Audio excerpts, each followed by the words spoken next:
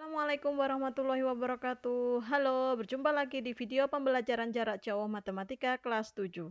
Bagaimana kabar kalian di rumah? Semoga Allah Subhanahu wa taala senantiasa memberikan kebaikan dan kesehatan kepada kita semua. Amin. Video kali ini membahas aritmatika sosial dengan subbab bunga tunggal, diskon, dan pajak. Setelah mempelajari bab ini, peserta didik diharapkan mampu menentukan bunga tunggal, menentukan diskon, menentukan pajak. Sekarang kita lihat yang pertama, menentukan bunga tunggal. Secara umum, bunga dapat diartikan sebagai jasa berupa uang yang diberikan oleh pihak peminjam kepada pihak yang meminjamkan modal atas persetujuan bersama. Ada kalanya juga bunga dapat diartikan sebagai jasa berupa uang yang diberikan oleh pihak bank kepada pihak yang menabung atas persetujuan bersama. Bunga pada aritmatika sosial bisa mengacu pada bunga pinjaman atau bunga bank. Perhatikan beberapa rumus berikut ini. Pada prinsipnya, bunga sama dengan persentase bunga dikali waktu dikali modal. Untuk mempermudah kalian menghafal rumus bunga, disingkat BMW. B persentase bunga, M modal, W adalah waktu. Rumus total pinjaman. Kalau kita pinjam sesuatu, ada bunga yang harus dikembalikan, sehingga rumus total pinjaman sama dengan modal ditambah bunga.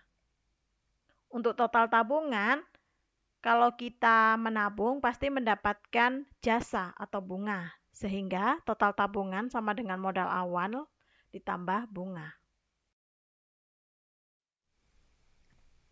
Ayo kita amati tentang bunga pinjaman. Pada kasus yang pertama, Pak Adi meminjam uang di Bank BRI sebesar 30 juta rupiah dengan bunga 12% per tahun. Jika Pak Adi bermaksud untuk meminjam uang selama 18 bulan, tentukan besar angsuran yang harus dibayarkan jika Pak Adi harus mengangsur tiap bulan dengan nominal sama. Pada kasus kedua, Pak Budi meminjam uang di Bank BRI sebesar 30 juta rupiah dengan bunga 12% per tahun. Jika Pak Budi bermaksud untuk meminjam uang selama 3 tahun, tentukan besar angsuran yang harus dibayarkan jika Pak Budi harus mengangsur tiap bulan dengan nominal sama. Pada kedua kasus tersebut terdapat perbedaan, yaitu terletak pada waktu atau lamanya mengangsur. Ayo kita simak penjelasan selanjutnya. Penjelasan pada kasus pertama diketahui modal sama dengan 30 juta rupiah, suku bunga sama dengan 12% per tahun, waktu sama dengan 18 bulan, dirubah menjadi tahun maka 18 per 12 tahun karena 1 tahun ada 12 bulan. Dengan menggunakan rumus bunga sama dengan persentase bunga dikali waktu dikali modal sama dengan 12% dikali 18 per 12 dikali 30 juta rupiah. Sama dengan 12 per 100 dikali 18 per 12 dikali 30 juta rupiah. Sama dengan 5.400.000 rupiah. Total pinjaman sama dengan modal ditambah bunga sama dengan 30 juta rupiah ditambah 5.400.000 rupiah sama dengan 35.400.000 rupiah. Besar angsuran per bulan sama dengan total pinjaman dibagi waktu sama dengan 35.400.000 rupiah dibagi 18 bulan sama dengan 1.966.666,67 rupiah. Jadi Pak Adi harus mengangsur tiap bulan ke bank sebesar 1.966.666,67 rupiah.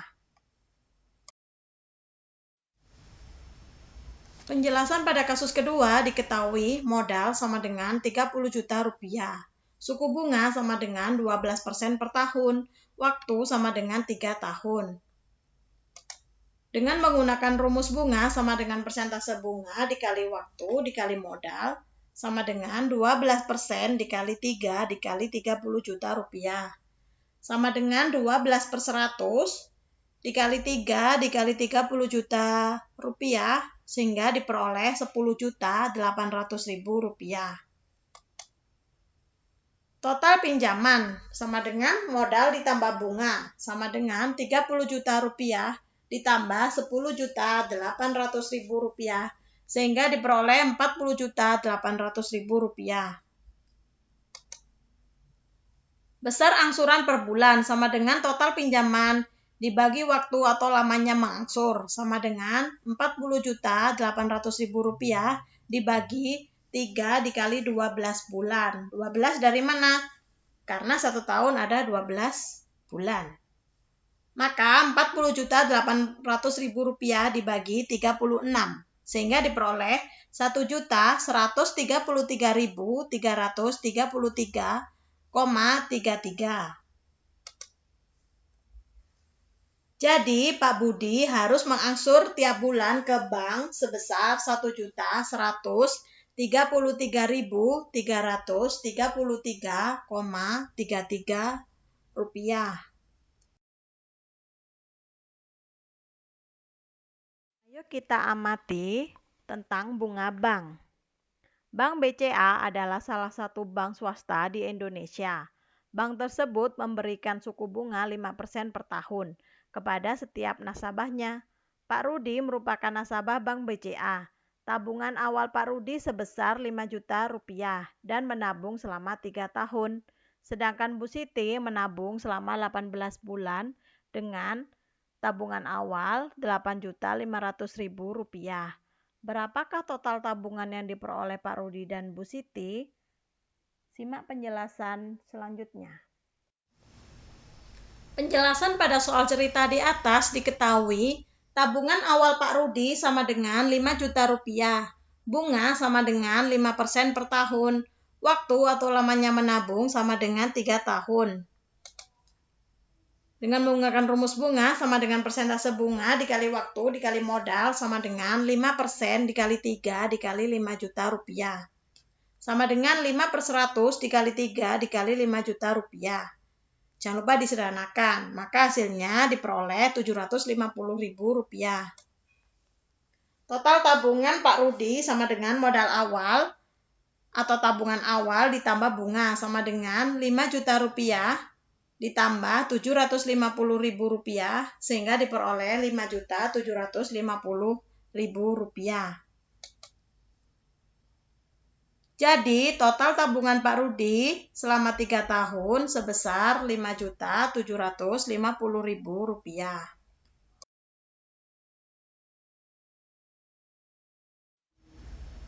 Penjelasan pada soal cerita di atas diketahui tabungan awal Bu Siti sama dengan 8.500.000 rupiah, bunga sama dengan 5% per tahun, waktu atau lamanya menabung sama dengan 18 bulan dirubah menjadi tahun. Maka 18 dibagi 12 karena 1 tahun ada 12 bulan. Dengan menggunakan rumus bunga sama dengan persentase bunga dikali waktu dikali modal sama dengan 5% dikali 18 per 12 dikali 8.500.000 rupiah sama dengan 5 per 100 dikali 18 per 12 dikali 8.500.000 rupiah. Disederhanakan seperti ini sehingga diperoleh 637.500 rupiah. Total tabungan sama dengan modal awal ditambah bunga sama dengan 8.500.000 rupiah ditambah 637.500 sama dengan 9.137.500 rupiah. Jadi total tabungan Bu Siti selama 18 bulan sebesar 9.137.500 rupiah.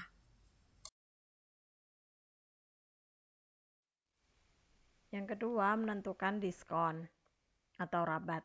Saat kita pergi ke toko, minimarket, supermarket, atau tempat-tempat jualan lainnya, kadang kita menjumpai tulisan diskon 10%, diskon 20%, diskon 50%.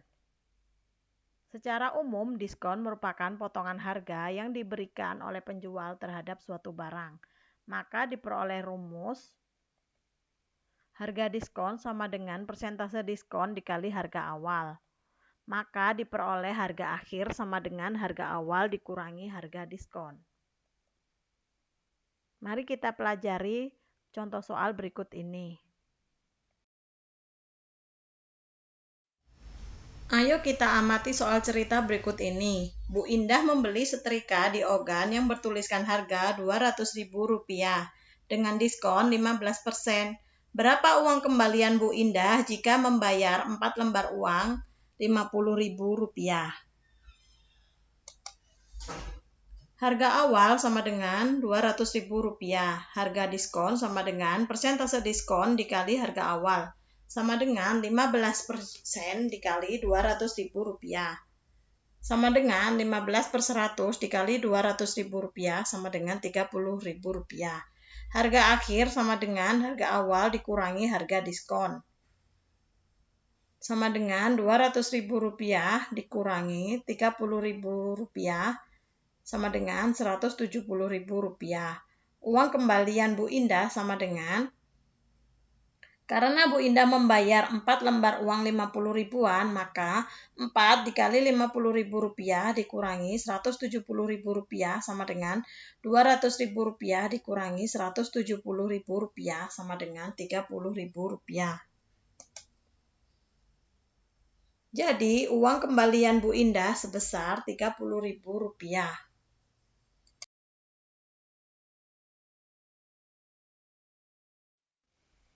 Menentukan pajak.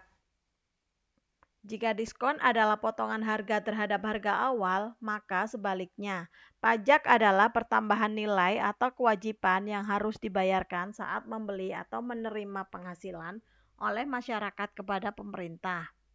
Harga pajak sama dengan persentase pajak dikali harga awal, maka diperoleh total harga sama dengan harga awal ditambah harga pajak.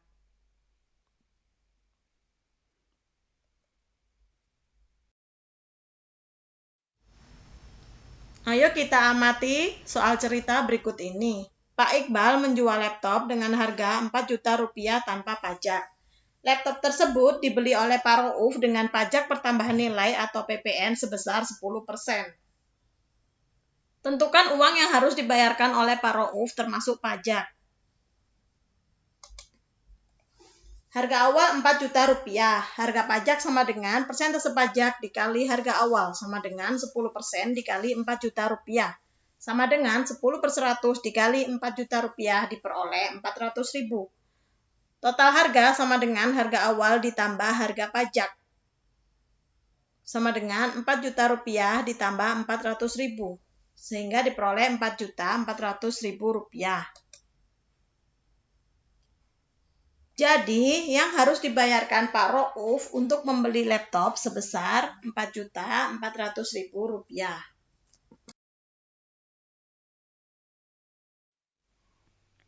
Silahkan kalian pause video ini dan salinlah soalnya. Kerjakan di selembar folio, jangan lupa diberi identitas, nama, kelas, nomor absen, dan mapel. Kumpulkan tugas paling lambat di sekolah Kamis 28 Januari 2021 sesuai rak kelas masing-masing. Selamat mengerjakan, selamat berkarya, semoga sukses.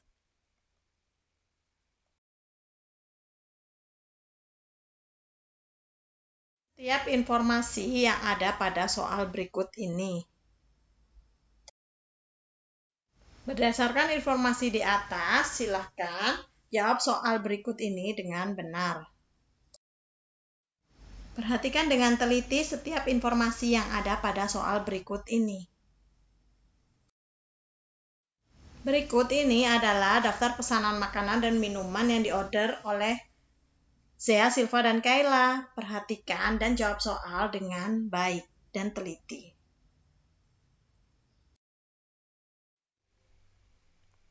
Terima kasih sudah menonton dan menyimak video pembelajaran dari awal hingga akhir. Tetap patuhi protokol kesehatan dimanapun kalian berada. Dan ingat selalu pesan Ibu, 3M. Selalu memakai masker, Sering mencuci tangan pakai sabun dan menjaga jarak. Belajar tanpa berpikir itu tidaklah berguna, tapi berpikir tanpa belajar itu sangatlah berbahaya. Soekarno. Jangan lupa like and subscribe video pembelajaran kali ini ya. Wassalamualaikum warahmatullahi wabarakatuh.